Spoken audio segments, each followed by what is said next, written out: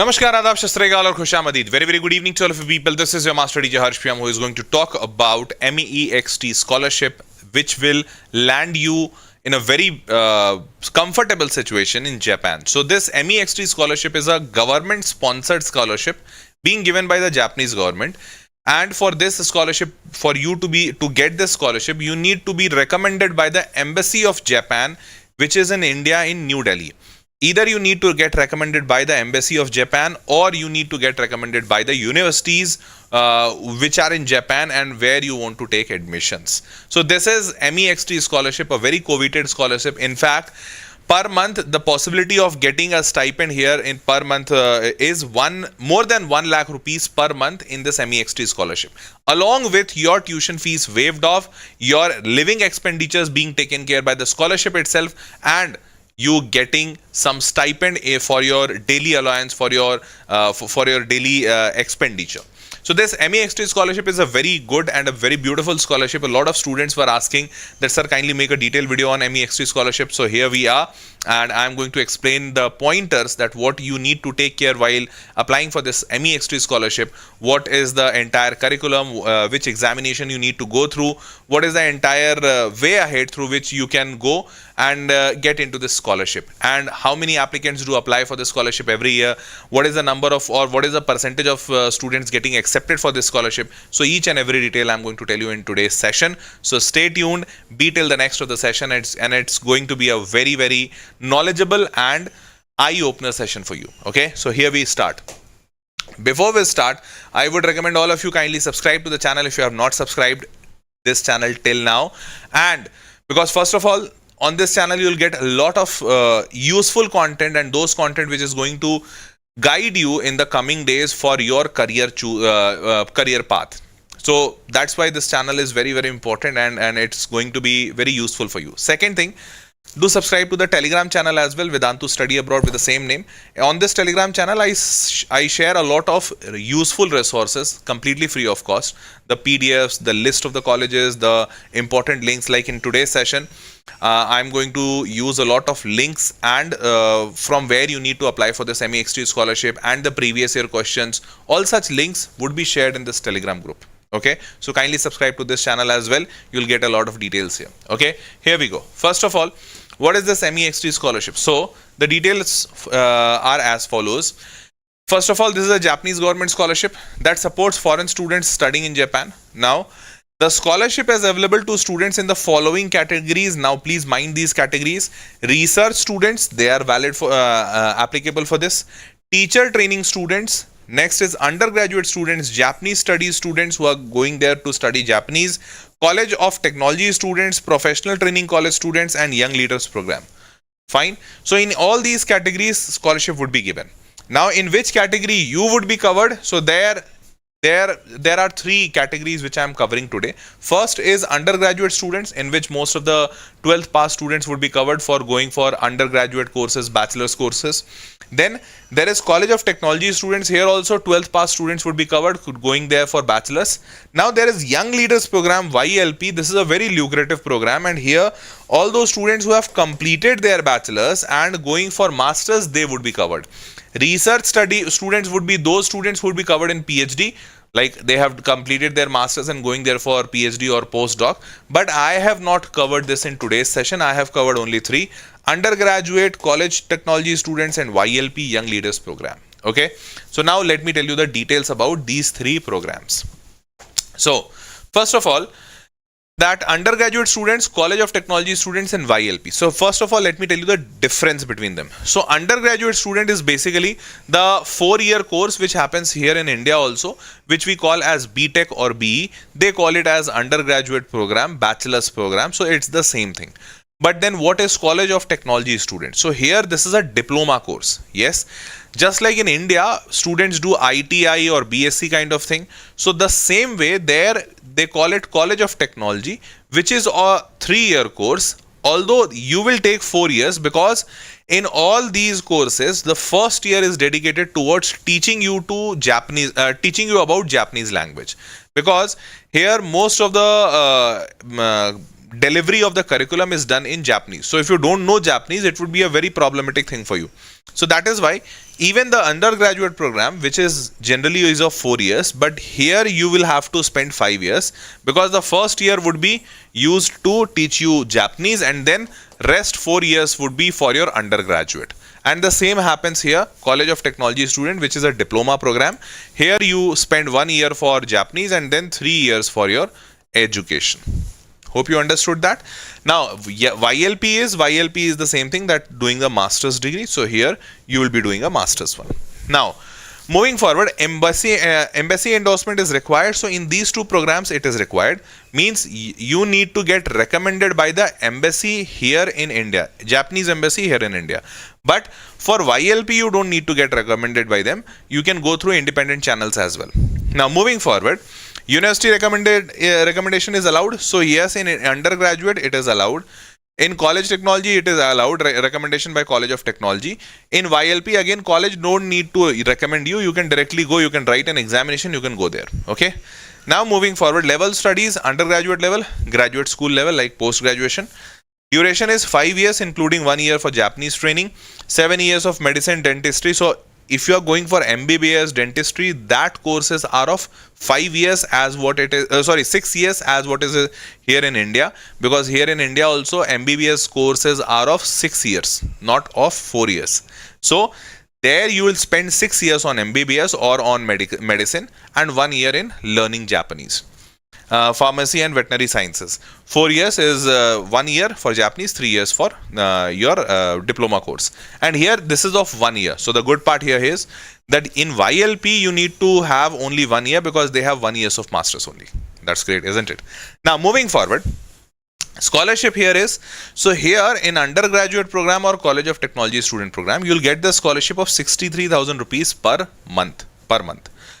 And apart from this, the tuition fees is waived off. So this much amount would be given to you. In this, you can take care of your housing, you can take care of your food allowance, and at the same time, you will have a good amount of saving in your as your pocket money also.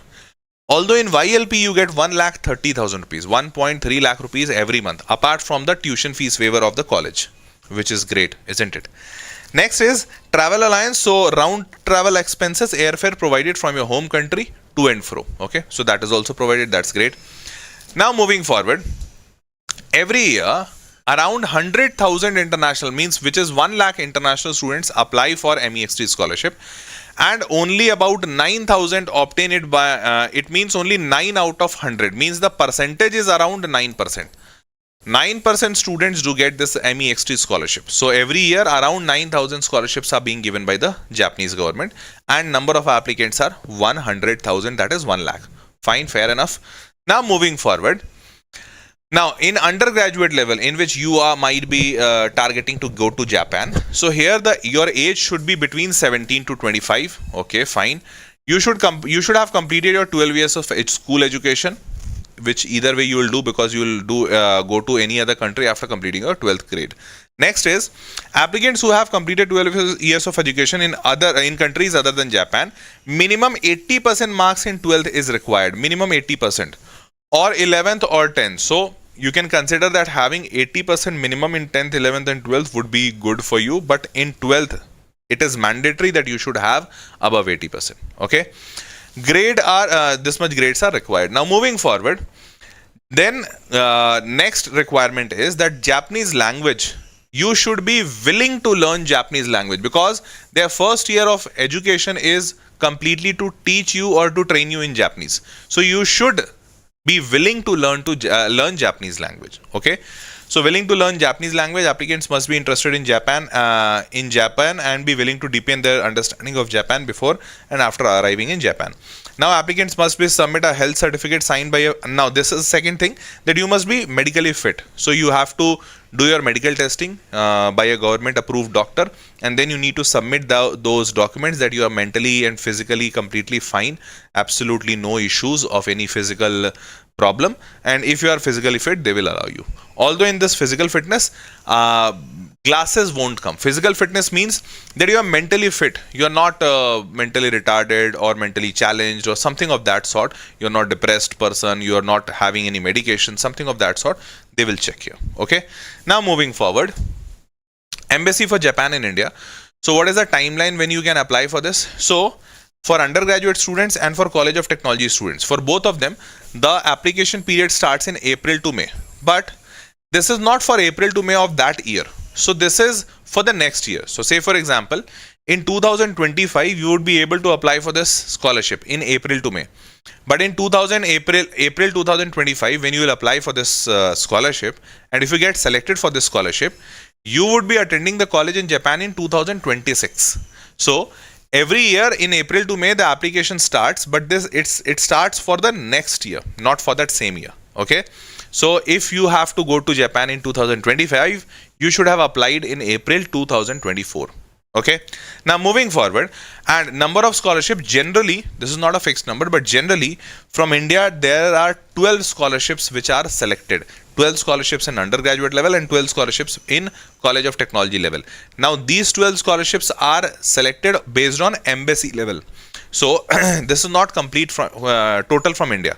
So there would be some other number which would be based on like university recommending your candidature. So some universities can also recommend Japanese government that I want this student in my college and hence I recommend this student for the scholarship. So that number is different. This 12 scholarship and 12 scholarship is the number which Japanese embassy can recommend to their government that this student is a good fit for Japan and hence I think that he should or she should go to Japan. So kindly sponsor the scholarship. Fine. Now moving forward. So there is a data that roughly, this is a old data because I did not get any latest data. In 2021, Hindustan Times quoted that out of 2045 applicants for the Japanese scholarship this year from India, said selection panel member Professor Sangeeta Sinha, MEXT fellow in 1999-2001. So she said that around 2000 students had applied, out of which again 24 students do get 12 there and 12 there, 24 students do get the scholarship, which is roughly 1 to 2%. So for the scholarship, the fight is a little fierce, a little hard. Although overall from India, the number of scholarship is on a higher side. So this 2045 applicant is combined by all the means, all the channels. But we have got the numbers of only the embassy recommendation, that is 12 and 12. So there would be few numbers where student would be recommended by the universities also. Okay. So overall the percentage will be a little higher than 1% or 2% or whatever. Okay. Now moving forward. Now the next question, that how do you have to apply for this scholarship? So what you need to do, very surprisingly, this entire application process is offline. They are not online. Yes. Now let me tell you what is the process. So first of all, you should submit your application by post or courier to the Japanese embassy or consulate general in your country. So this is a quite surprising thing for me also, but looks like that this is it. They have not adopted digital methods. So you need to obtain the application form, which you would be able to get it from the website. Application form, then you need to fill it manually using a pen. Then field of study and research plan, you need to submit that. Academic transcript, this is either way physical copy. Passing certificates, you need to submit the copies. Recommendation letter from either a class teacher or a principal of last school attended, and then medical certificate. So these all things would be hard copy, physical copies, and then you need to put them in an envelope and then send it through speed post or courier or whatever means. Fine. Hope you understood that. Moving forward. Now, if you come in these three categories, then only you need to submit this. What three categories? That if you need to submit certificate of enrollment if you are already enrolled in any of the university in Japan. Obviously, most of the people would not be. You need to submit certificate of university enrollment qualification examination if you have qualified for any university. So if you have qualified in any university in Japan, you can submit the qualification examination report.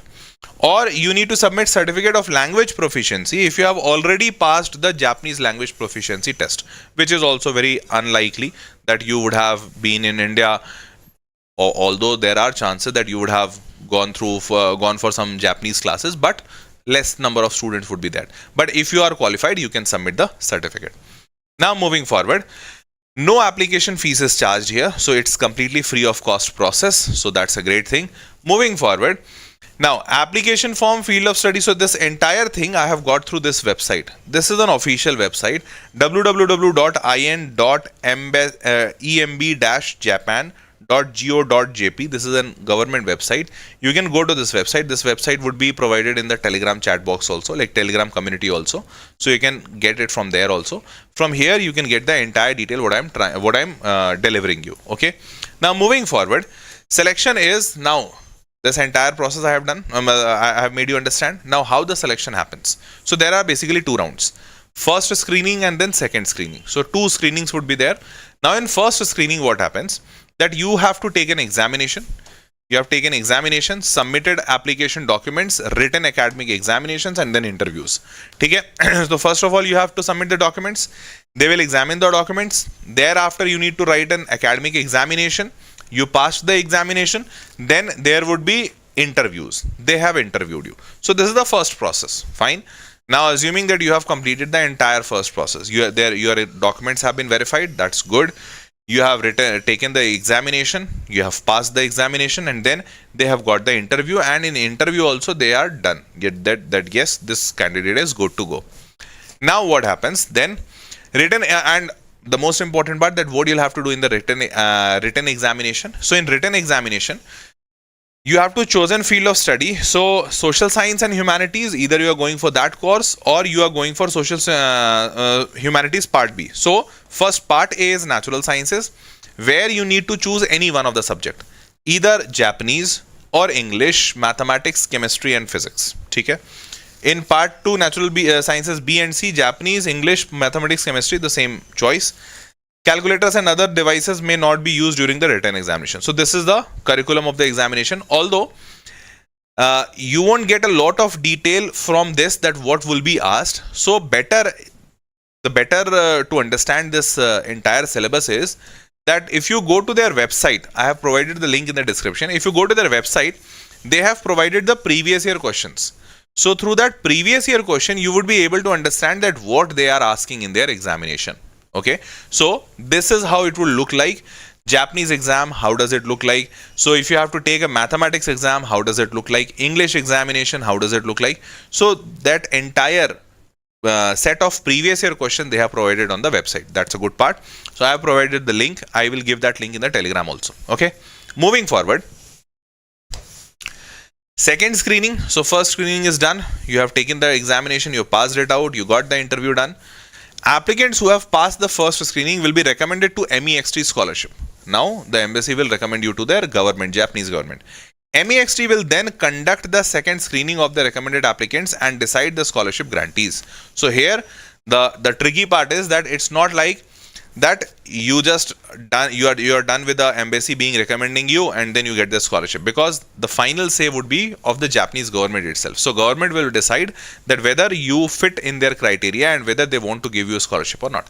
That's why the number is on a little lesser side. Okay, now moving forward, next comes the university recommendation. So another channel is that you directly apply to the university. Okay, so you directly apply to the university.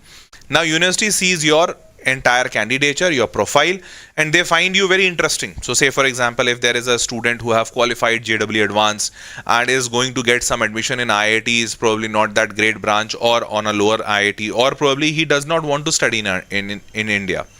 So that student also applies for Japan.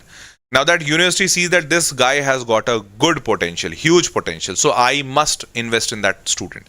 So then university will recommend your candidature to their government that I think that this student should study in our college, in our country. Hence, I am recommending this boy's or this girl's name.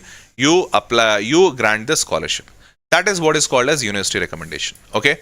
So when a university recommends a student's name to the MEXT scholarship to receive the scholarship, only a select number of universities in Japan are approved to recommend international students for MEXT scholarship. So just like in India, we have IITs and IITs which are good colleges.